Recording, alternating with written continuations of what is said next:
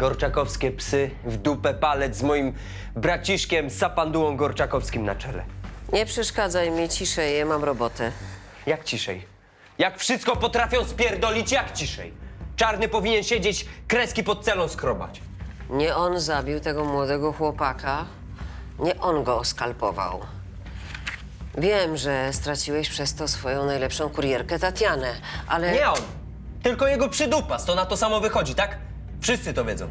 Przydupas siedzi, Czarnego nie wsypie.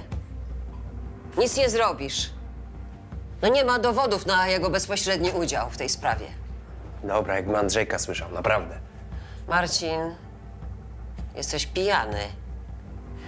Jedź do domu, połóż się spać. Sam to załatwię.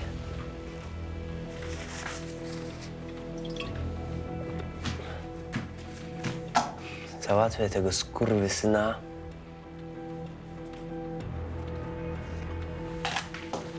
I będzie spokój.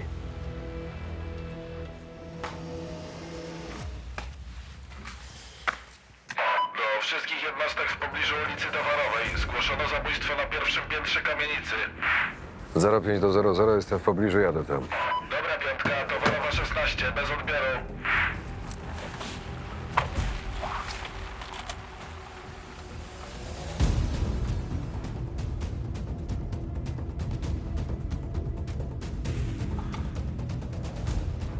Jesteś, Agata, jeszcze w pracy? Co tam, złodziutki? Tylko szybko, bo nie mam czasu gadać. Słyszałaś o tym zgłoszeniu na Towarowej? Właśnie organizuję tam ekipę. No to świetnie. Jadę tam. Jestem w pobliżu. Zabezpieczę ślady i poczekam na was. Świetnie. Będziemy za pół godziny.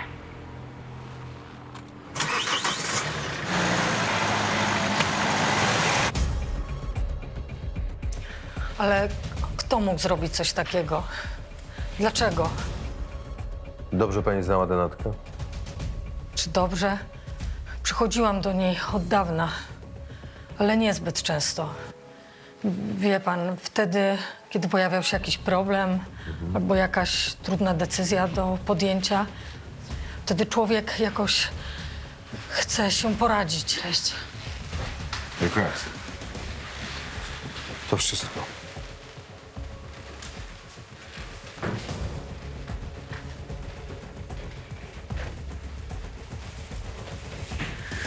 Tak została znaleziona, czy ktoś się ruszał? Tak została znaleziona. Śmiertelny cios nożem, co?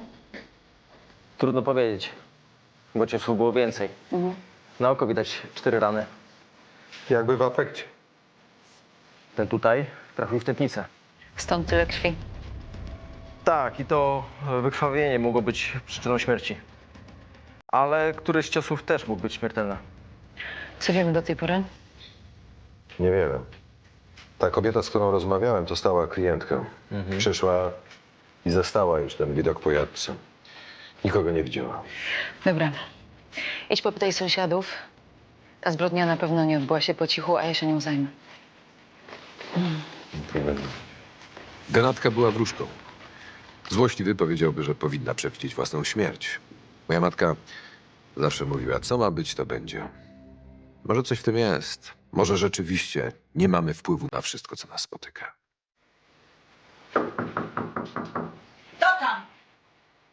Aspirant Andrzej Potoczny, komisariat na Gorczaku. Chciałbym pani zadać kilka pytań. A legitymacja?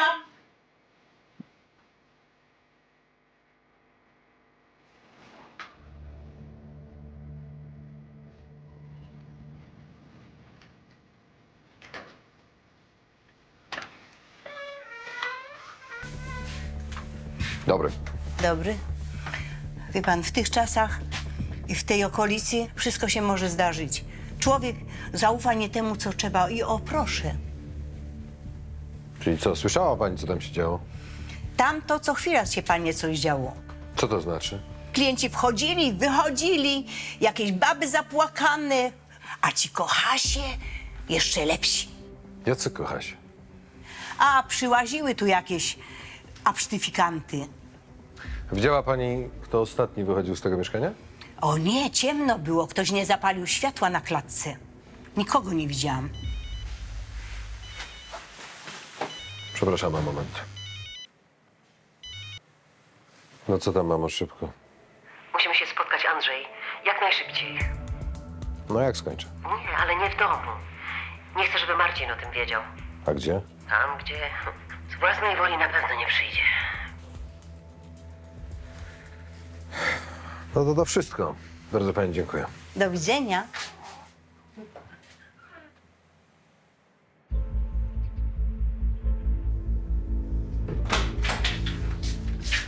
Przepraszam. Musiałem dokończyć przesłuchanie. Dzięki. Agata mnie prosiła. Musisz powstrzymać Marcina.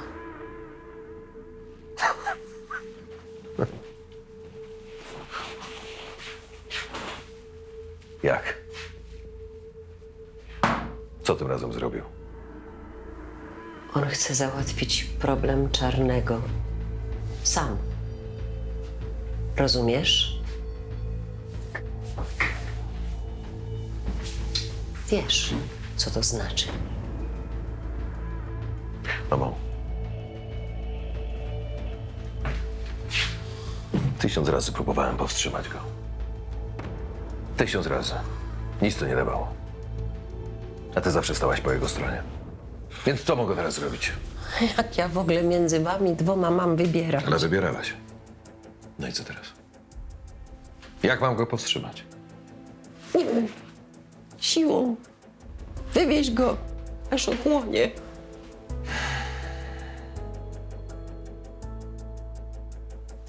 Przecież dobrze wiesz, że jest tak samo zawzięty jak nasz ojciec.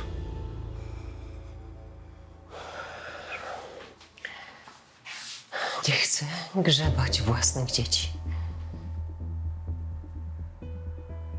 Ty naprawdę chcesz, żebym ja go wywiózł? Gdzie? Jak? Stracisz brata.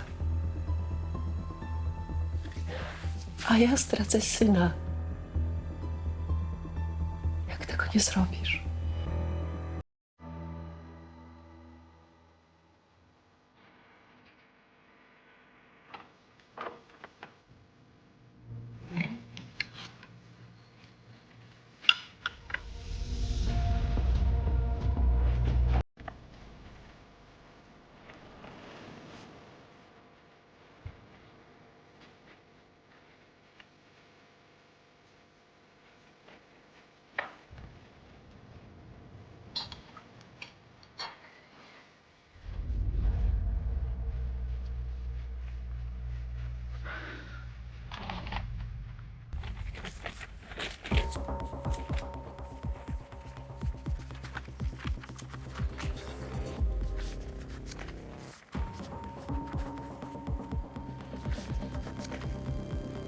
Puść mnie!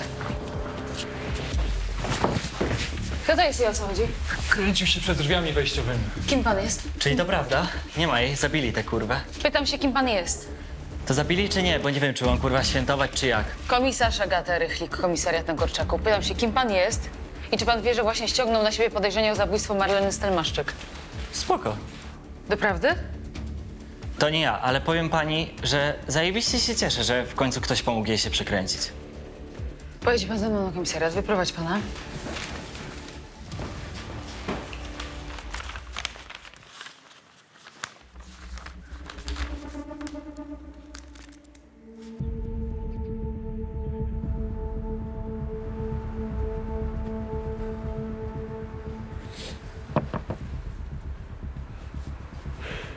Robotę mam czego? Pogadać chciałem, ale nie tu. Tu gadamy albo nie gadamy, bo naprawdę robotę mam. A gdzie ci się tak śpieszy? Co? Czarnego zabić? My się nim zajmiemy zgodnie z prawem. Zgodnie z czym, kurwa? Zgodnie z waszym gównowartym prawem ten gościu lata po wolności i robi co chce. Są tacy, którzy tak mówią o tobie. Nie wolno ci go tknąć. Łapiesz. Wy już pokazaliście, na co was stać. Złapaliście go, 5 minut posiedział i żeście go wypuścili. Nie mieszaj się w to, Marcin. Na psy nie liczę, sam rozwiązuję swoje problemy. Gadasz jak ojciec i skończysz jak ojciec. No, i co? I gówno. Ty już tego nie zrozumiesz. Zastanów się na chłodno, zanim to zrobisz, Marcin. Na chłodno ja chcę Czarnego w kostnicy. Spierdalaj, braciszku, bo nie dogadamy się. Jedź, kurwa. Jedź. No i brat nie pozostawił mi wyboru. Albo to on dorwałby Czarnego, albo Czarny jego. Efekt byłby taki sam. Ja straciłbym brata, a matka syna. Wiedziałem, że będę go musiał powstrzymać siłą, tylko nie wiedziałem jeszcze jak.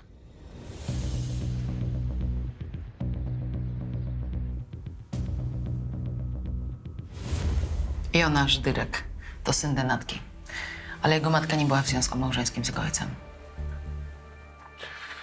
Jakoś na zasmuconego śmiercią mamusi to on nie wygląda. Bo jej nienawidził, czyli mógł mieć motyw.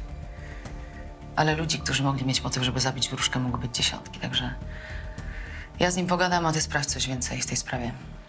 Dzwonimy się. Daj znać.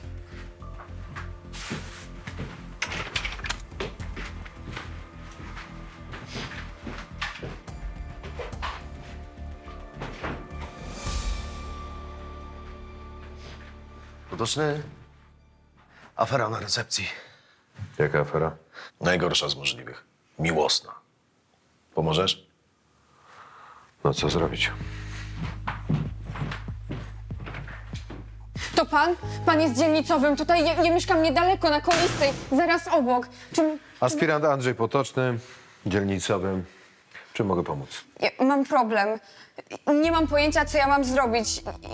Ja Spokojnie, spokojnie. O co chodzi? Znaczy tak naprawdę to mój chłopak, mój własny chłopak. On chyba mnie okradł. Dobrze. Chwileczkę. Sławeczku, to jest ta afera miłosna, o której mi powiedziałeś? Przecież tu chodzi o kradzież. Widocznie się nie znam. Ale ty znasz się na wszystkim, Potoczny, to się tym zajmiesz. Nie mam teraz nikogo wolnego, kto by przyjął to zgłoszenie. Jakbyś miał wolę. Panie dzielnicowy, proszę, naprawdę, to jest dla mnie bardzo ważne. Oczywiście przyjmę od pani zgłoszenie. Zapraszam. Miłość bywa motywem wielu przestępstw i zbrodni. A na Korczaku szczególnie. Ale żeby małżonkowie albo narzeczeni się okradali? Nigdy. Naprawdę. Nigdy nie spotkałem się jeszcze z takim zgłoszeniem. Takie pamiątki mi po niej zostały. Po kochanej mamusi. Matka to panu zrobiła? Nie, ja sam. Ale przez nią. Od podstawówki siedziałem. Od 2. klasy. Później w gimnazjum, technikum. Całe życie z żyletką pod poduszką. Byleby sobie ulżyć. Na co pan tak reagował? Na przemoc ze strony matki? Agresja? Na jej chorą głowę i dupę, którą wszystkim dawała. Musiałem znosić tej pseudonawiedzenia, te wizje, seanse. Żałosne. A jakby tego było mało, to co chwilę w domu pojawia się jakiś nowy gach. Już nawet przestałem uczyć się ich imion. Czyli nie wierzył pan w zdolności paranormalne pańskiej matki? A co z niej za wróżka, co własnej śmierci przepowiedzieć nie umie? Gówno widziała, a nie przyszłość. Żerowała na nieszczęściu tych wszystkich ludzi. Od jak dawna nie mieszka pan w domu? Wyniosłem się, jak miałem 16 lat. Żyłem jak bezpański pies. No, ale teraz przynajmniej mieszkanie przechodzi na mnie. Chociaż to mi po niej zostało. Co tam? Co jest?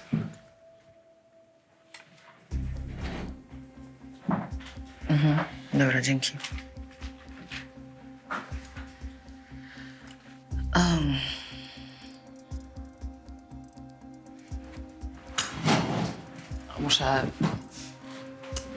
Muszę przekazać panu złe wieści. Otóż wybuchł pożar w mieszkaniu pańskiej matki. Jaki pożar? Co ty pierdolisz? Zakuj go! I na dołek z nim. Nie będę z nim rozmawiała w takim stanie. Chodzi o pierścionek. Po mojej ukochanej babci. Rozumiem, że rzecz wartościowa. Nie jest jakiś ładny, ale jest cenny. Poza tym to jest jedyna pamiątka, jaka mi została po babci. Dziadek bardzo ciężko pracował, żeby na niego zarobić i się oświadczyć. A on mi go tak po prostu zabrał. Jest pani pewna, że to właśnie pani chłopak go ukradł? Nikt się nie włamał. Klucze tylko mam ja i on. I na tej podstawie podejrzewa pani swojego chłopaka. Zgadza się? A na jakiej innej? Nie rozumiem. Nikt inny nie mógł tam wejść. Poza tym my nikogo nie zapraszamy do mieszkania. Cały czas pracujemy i właściwie tylko tam nocujemy. Rozmawiała pani z nim na ten temat? Nie. Ja nie jestem w stanie. To jest takie upokarzające. Ja naprawdę mu ufałam. Wie pani, skoro pani mu tak bardzo ufa, no to chyba warto byłoby z nim na ten temat porozmawiać. Nie jestem pewna. Ja jakoś nie potrafię. I szczerze mówiąc, właśnie dlatego tutaj przyszłam, bo pomyślałam, że może wy moglibyście z nim porozmawiać? Możemy to zrobić naturalnie, jeśli pani zgłosi oficjalnie kradzież, ale myślę, że może lepiej byłoby, gdyby ktoś z bliskich porozmawiał z nim na ten temat. Ale ja tutaj nikogo nie znam. Nie jestem z Gorczaka. Przeprowadziłam się tu rok temu. Cholera, mogłam słuchać tych ludzi, którzy mówili mi, że to jest niebezpieczna dzielnica. Że nikt tutaj nie przestrzega prawa. Rozumiem, ale jednak z jakiegoś powodu pani tutaj się przeprowadziła, prawda? Bo się zakochałam. Maciek jest stąd. I ja naprawdę wierzyłam, że on jest inny. Ja naprawdę mu ufałam. Myśli pani, że pani chłopak związał się z panią tylko dlatego, żeby po jakimś czasie ukraść ten pierścionek? Tak. Tak sądzę. Chyba. No dobrze, w takim razie będzie pani musiała złożyć oficjalnie zawiadomienie o kradzieży oraz będziemy musieli przesłuchać pani chłopaka. Maciej, tak? Oficjalnie? Tak. To może na razie nie. Dlaczego nie? Może ja najpierw postaram się z nim porozmawiać sama. Niech pani jeszcze usiądzie na chwilkę i zaczeka. Kurwa, was puszczam! Puszczaj! Nic ci nie jest? Zaskoczył mnie gnojek. Teraz sobie posiedzi na karnym jeżyku. Co go tak wkurzyło? I wkurzył się na informację o pożarze. Gdzie się pali? Na miejscu zbrodni. To może oznaczać, że ktoś zaciera ślady. Nie możemy tego wykluczyć, Andrzej. Pomóc ci jakoś? Nie, dzięki. Idę do mojego pokoju. Nasi technicy skończyli już czynności na miejscu zabójstwa Marleny Stelmaszczyk i zabezpieczyli wszystkie ślady. Ale ten, kto ją zabił, mógł tego nie wiedzieć i wywołując pożar, próbować coś ukryć. Ale równie dobrze mogło to być zwarcie starej instalacji elektrycznej, chociaż, prawdę mówiąc, nie wierzę w takie zbiegi okoliczności. Nie sądziłam, że to chuchro ma tyle siły. Bez problemu własnoręcznie mógłby zabić swoją matkę. Sprawdziłem go dokładnie. Leczył się psychiatrycznie. Był w szpitalu na oddziale zamkniętym 3 razy, w tym 1 raz z powodu próby samobójczej. Leki i terapia? Tak, żółte papiery. Ma też kartotekę u nas. Narozrabiał trochę w szpitalu i poza nim. Ale nie można było go zamknąć ze względu na stan głowy. Twierdził, że w noc, kiedy mordowano jego matkę, był poza Gorczakiem. Takie słabe alibi. Myślę, że za zabójstwem stoi raczej ktoś, kto podpalił to mieszkanie. Widocznie coś tam musiało być, co miało nie wpaść w nasze ręce. No właśnie. Pytanie tylko co? Sprawdziliśmy wszystko. Dlaczego od razu nie podpalił lokalu? Dlaczego z tym zwlekał? Zresztą nie jesteśmy na 100% pewni, czy to było podpalenie, Karmelku. Dobrze, że udało nam się zabezpieczyć narzędzie zbrodni, pieniądze i listę. Widzisz, no właśnie ta lista nie daje mi spokoju i zastanawiam się, jak ją ugryźć. Mamy jakieś paluchy oprócz Donatki? To są jej odciski i jej pismo. Sprawdziliśmy. Musimy dotrzeć do jej klientów. Trzeba sprawdzić fora internetowe, opinie. To będzie nasz krąg podejrzanych. No i ci jej kocha się. Dobra, zajmę się tym. A ty jedź do mieszkania Denatki i sprawdź, co z tym pożarem. Podobno strażacy już się zwijają. Dobra. No, hej. Nie mieliśmy motywu ani podejrzanego. Ale dla mnie jedno było pewne. Sprawca wrócił na miejsce zbrodni. Nikt nie widział go w noc zabójstwa, ale mógł go zobaczyć przed lub po wybuchu pożaru.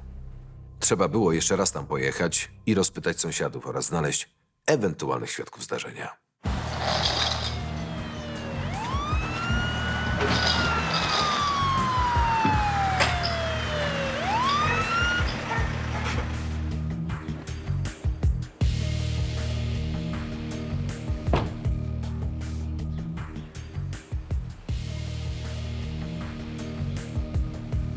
Wiemy już, jaka jest przyczyna pożaru? Pan dzielnicowy jeszcze się pyta? Wszyscy wiedzą jaka. Zamieniam się w słuch. To ten chuj złamany, ten jej gach obleśny. Widziałam go, tego gnoja, wtedy jak wybuchł pożar. Wie pani, jak on się nazywa?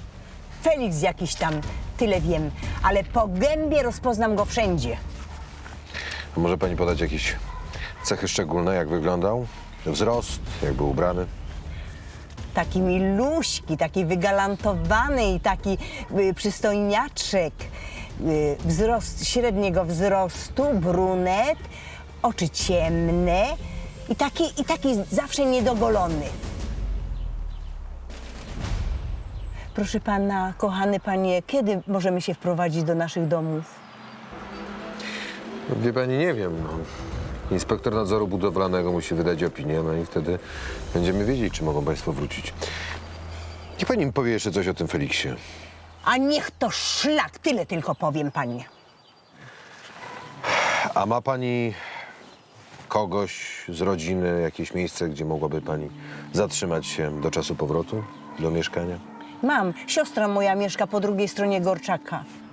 Ja zawiozę panią do siostry, a po drodze porozmawiamy sobie o tym podpalaczu, dobrze? I radiowozem mnie pan zawiezie? Dziękuję bardzo. Powspominam sobie dobre czasy.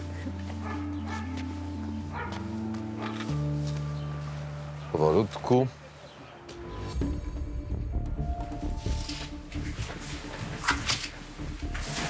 Jestem.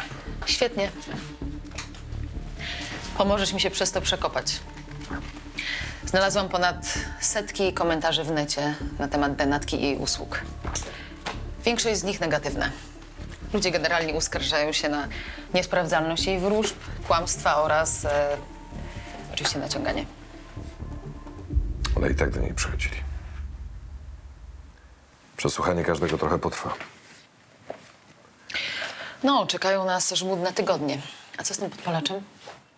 Jej sąsiadka. Irena Lipiec twierdzi, że to facet Denatki. Felix. Mamy tylko jego opis. Nie znamy nazwiska, ustalamy. A sprawdzałeś w mediach społecznościowych? Może tam jest jego zdjęcie albo ma go wśród swoich znajomych? Na koncie same treści ezoteryczne. Żadnej prywaty. Może ten jej agresywny syn nam coś o nim powie. Siedzi jeszcze? Mhm. A to sobie z nim pogadam. Próbuj. Tylko przez kratę.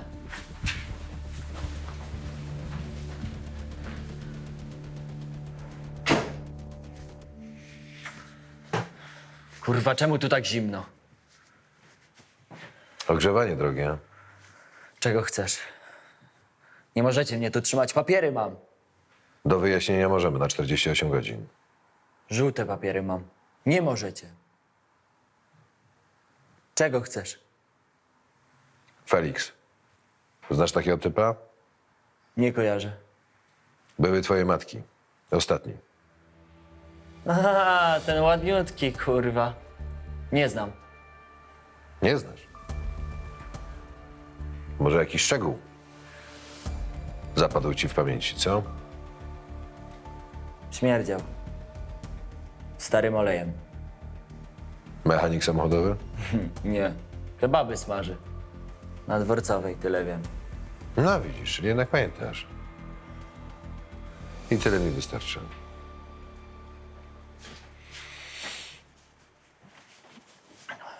Trzymaj. Trochę tu zimno. Chłopak nie mógł odpowiadać za napaść na Agatę. Dlatego wypuściliśmy go godzinę później. Odwieźliśmy go na skład, na którym mieszkał i z którego miał zamiar się wyrwać i zamieszkać w mieszkaniu po matce. No ale niestety z mieszkania zostały zgliszcza. Kebab na Dworcowej. Tak. Wiesz, gdzie to jest? Dziwne, że ta buda jeszcze stoi. Właściciel musi mieć niezłe plecy w sanepidzie. Może tam pojadę, rozpytam.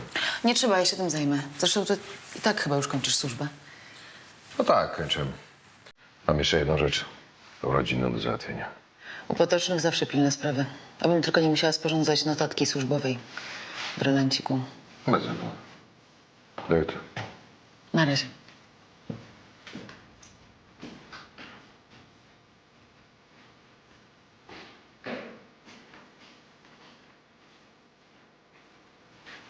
Jadę po niego. Zaraz tam będę.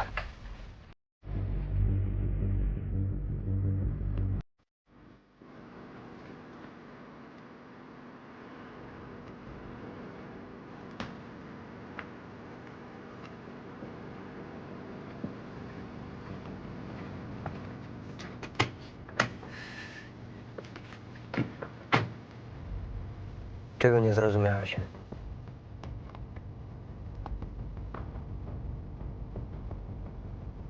No czego chcesz? Bo jeżeli zamierzasz uskuteczniać to pierdolenie o czarnym znowu, to ja wychodzę, Andrzej. Nie o niego mi chodzi. Serio, zamieniam się w słuch. Możesz najpierw wywalić tego kipa?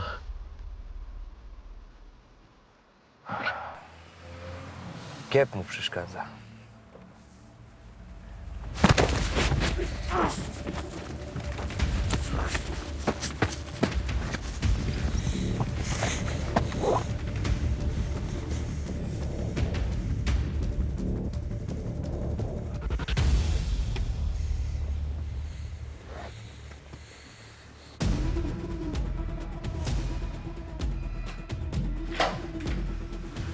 Nie zabiłem Marleny, przysięgam! Panie Feliksie, po co te sceny? Hej, krapa. To po co te kajdanki? Regulaminowe środki ostrożności. Po wczorajszym mam złe doświadczenia. Gówno mnie obchodzi, co pani ma! Rozumiem i sobie zaraz o tym pogadamy, a teraz proszę grzecznie i bez wrzasków zaprowadź pana do pokoju zwierzątko, wezmę sobie kawę.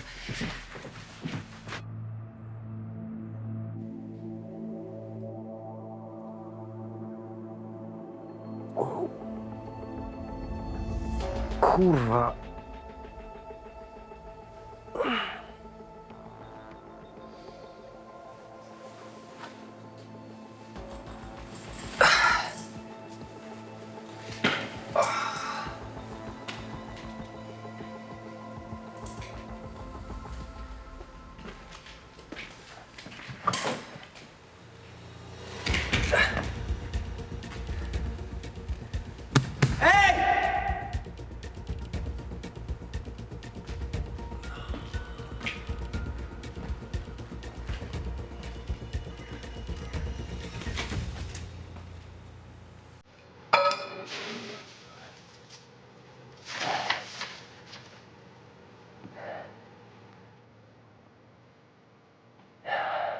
Nie daruję, Andrzej, kurwa.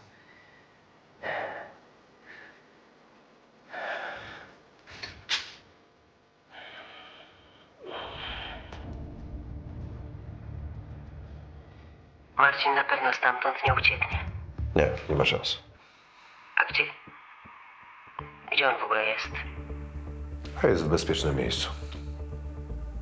Wszystko będzie dobrze. Muszę kończyć, mamo. Później odzwonię. Czekam.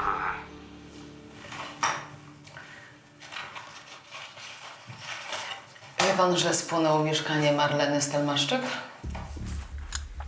Tak, przyznaję, że jakby poniosło mnie w tym całym szale, podpaliłem mieszkanie, ale nie zabiłem Marleny. Rozpoznaje pan ten nóż? Mamy takie w kebabie, możliwe, że zaniosłem jakiś do mieszkania, to znaczy do Marleny. Ale jakby mam alibi, całą noc pracowałem w kebabie. Był tam z panem ktoś, kto to potwierdzi? 4 pracownicy, klienci. Sprawdzimy. Mieszkał pan z Marleną Stelmaszczyk? No, pomieszkiwałem z Marleną u siebie, seks był zajebisty. Marlena była całkiem rozrywkowa. Dlaczego podpalił pan jej mieszkanie? Ze strachu. Robiliśmy z Marleną różne rzeczy. Jakie rzeczy?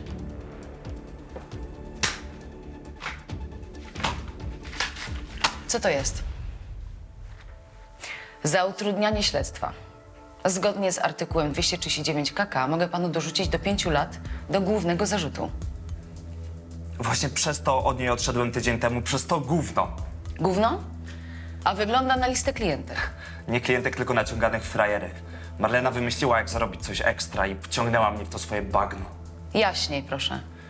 W sumie na początku to mi nawet odpowiadało, ale potem zaczęło mi coraz bardziej śmierdzieć i w końcu powiedziałem stop, wystarczy. Na czym polegała ta dodatkowa działalność? Do Marleny przychodziły samotne kobiety, takie, które chciały partnera, rodziny. Marlena przepowiadała im, że w ich życiu pojawi się wspaniały koleś i że to będzie miłość na całe życie. No i ten koleś będzie potrzebował od nich pomocy. Jak mu pomogą, to zyskają tę miłość. Jaką miał pan w tym rolę? No ja byłem tym kolesiem. Zjawiałem się w ich życiu tydzień, 2 tygodnie po tej zajebistej wróżbie i ich szybko w sobie rozchokiwałem. Wyłudzaliśmy o nich pieniądze, wszystko jest na tej liście. Co, od kogo, kiedy. Dlaczego postanowił pan to przerwać? Bo mnie sumienie ruszyło. Ostatnio była taka Sabina, w sobie bardzo spoko dziewczyna. Chciałem jej nawet o wszystkim powiedzieć, ale Marlena się wkurwiła i zaczęła mnie szantażować. Ta Sabina odkryła tę waszą ściemę? Spotkała mnie w kebabie. Zrobiła scenę i powiedziała, że Marlenie też nie daruje. Wtedy widział się pan z tą Sabiną ostatni raz? Kiedy to dokładnie było? Tydzień temu. Od tego czasu nie mieliśmy kontaktu. Zresztą Marlenie też nic o tym nie mówiłem. Proszę zapisać adres i nazwisko tej Sabiny.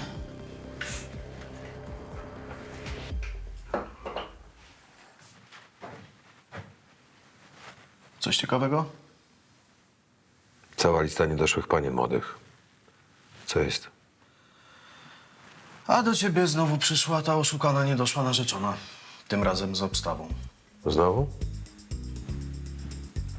Idę. Że co? Po co ty mnie tutaj przyprowadziłaś? Odbiło ci? Bo ja muszę być pewna, Maciek. Ja muszę to wiedzieć, że ty mnie nie okłamałeś, rozumiesz? W tym budynku za kłamanie idzie się siedzieć. Pani Katarzyna, rozumiem, że to jest ten pani chłopak. Zgadza się? Tak, to jest Maciek. To już nagle zaczęłaś wszystkim opowiadać o nas, tak? Pani Katarzyna nie zrobiła nic złego, po prostu przyszła do mnie i poprosiła o pomoc. W czym? Po pomoc na policję przyszłaś? Tu jest Gorczak. Tak się nie robi. Maciek, ja nie byłam w stanie zapytać się o to ciebie w domu, rozumiesz? Wolałam to zrobić tutaj w obecności pana dzielnicowego. Ale zapytać o co? Maciek, czy ty ukradłeś pierścionek mojej babci? Bo jeżeli tak, to jest koniec z nami. Ja nie jestem w stanie żyć z takim oszustem, rozumiesz? Ukradłeś ten pierścionek? No, targały nieusilne emocje. W pewnym sensie tak. Nie. Ja w to nie wierzę. Ja ci ufałam. Dla ciebie się tutaj przeprowadziłam. Tutaj, do tego syfu. Ja, proszę państwa, proponuję, żebyśmy dokończyli tę rozmowę u mnie w pokoju. Zapraszam, Sławek, otwórz. Proszę bardzo. Jak ja mogłam być taką idiotką?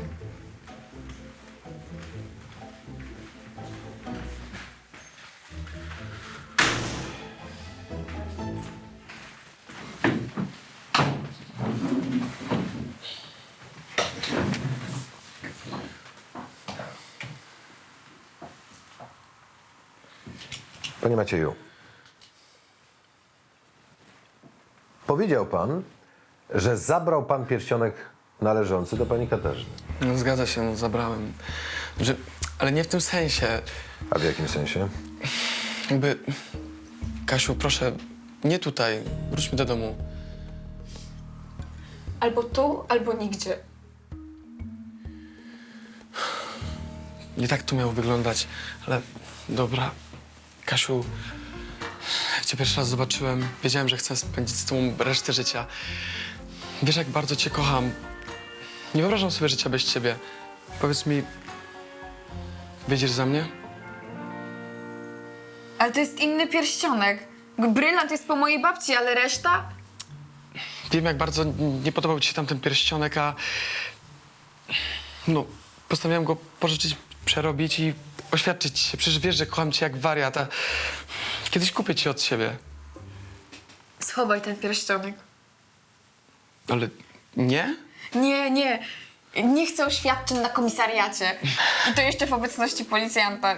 Bez urazy. Rozumie pan. No nie no, rozumiem. Chodźmy stąd.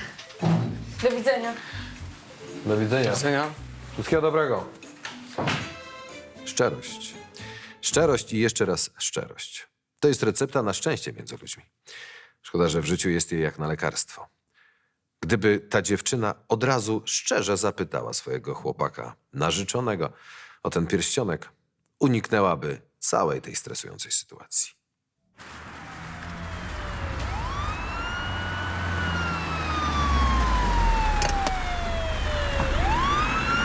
Pani Sabina Migdalska? Tak, a o co chodzi? Komisarz Agata Rychlik, komisariat na Gorczeku. Jest pani zatrzymana pod zarzutem zabójstwa Marleny Stelmaszczyk. Ale to jest jakiś absurd. Nie chcieliśmy zatrzymywać pani w pracy przy dzieciach. Czekaliśmy, aż pani wyjdzie. Proszę ręce, tylko bez gwałtownych ruchów. Ręce.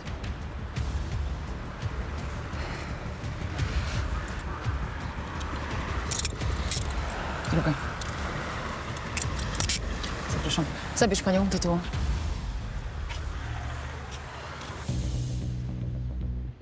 Przypomnę jedynie, że za składanie fałszywych zeznań grozi kara do 8 lat pozbawienia wolności.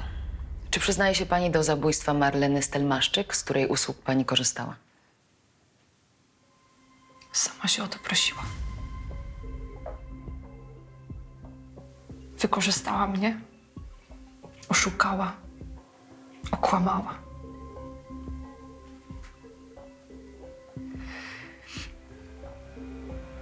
Zabiłam ją. Ale najpierw ona zabiła we mnie nadzieję na szczęście. Co to znaczy? Bardzo lubię moją pracę, ale codziennie widzę w niej śliczne, kochane dzieci, których sama mieć nie mogę, a których pragnę najbardziej na świecie. Ja po prostu chciałam mieć tylko rodzinę. Denatka sugerowała, że spełni się pani marzenie? Sugerowała? Ona mi to obiecała. Kazała mi sobie za to zapłacić. A jak głupia, to wszystko jej uwierzyłam. Ile jej pani zapłaciła? Za wróżbę 200 zł, ale za to całe oszustwo wyłudzili ode mnie 5000. Ja naprawdę wierzyłam, że Bartek... Bartek? Felix. Ale na początku przedstawił mi się jako Bartek. Mówił, że mnie kocha. Że się ze mną ożeni, że będziemy mieć dzieci. Tylko musi z kłopotów wyjść na prosto. Na początku chciałam ja go zabić. Nawet go śledziłam. Ale wiedziałam, że to wszystko wymyśliła ona. Więc poszłam do niej. Kazałam oddać pieniądze, a ona mnie wyśmiała. Pobiegłam za nią do kuchni. Chwyciłam za nóż i dźgałam. Dźgałam ją na oślep. Niech idzie do piekła, tam jest jej miejsce. Zrobiłabym to drugi raz, gdybym mogła. Nienawidzę jej. Nienawidzę.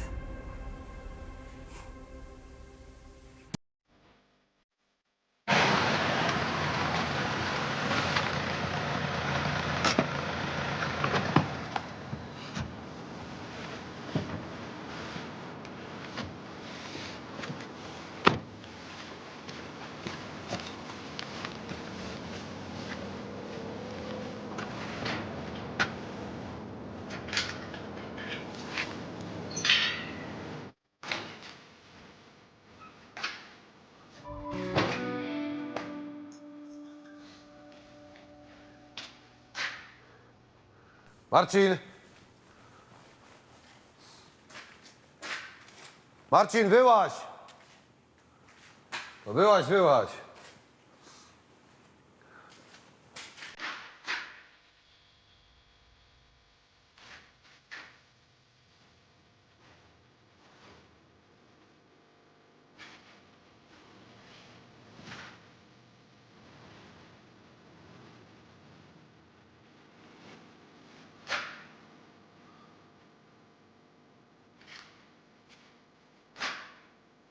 Jasny.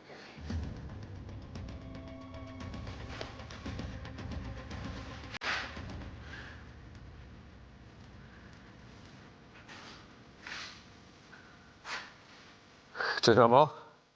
Tak, Andrzej? Jest Marcin w domu? Nie, nie ma go tu. Co się stało? A w knajpie jest? Nie, właśnie tu przyjechało. Uciekło ci? Jasna cholera. Skoro mojego brata nie było ani w domu, ani w klubie, mógł być tylko w jednym miejscu. I miałem nadzieję, że zdążę go powstrzymać przed tym, co próbował zrobić.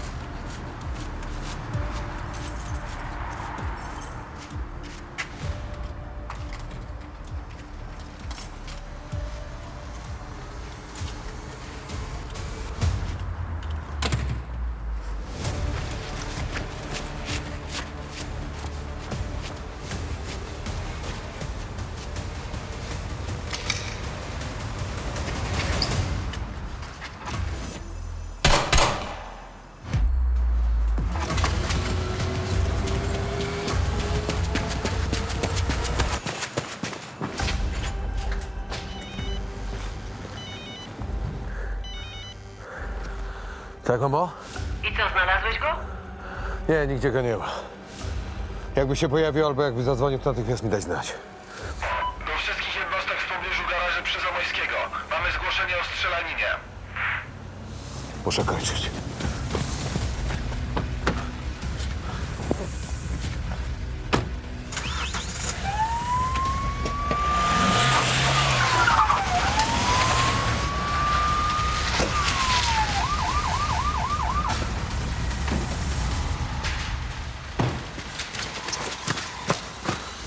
Karetka gdzie jest? Karetka gdzie jest, pytam się! Już jedzie! Daj mi coś do tamowania. Do tamowania mi coś daj. Marcin. Nie umieraj, proszę cię. Proszę cię, nie umieraj, Marcin! Na litość boską! Co z Marcinem? Co z nim? Możesz ty wpiszę. Zginął tutaj? Ktoś go przeniósł tutaj kilka godzin po śmierci. Kto chce panią zabić? Nie wiem przecież! No a za co wie pani chociaż? A skąd mam wiedzieć? Brałaś od niego pieniądze, czy nie? Nie jestem prostytutką. Na kolana. Niedobry pies!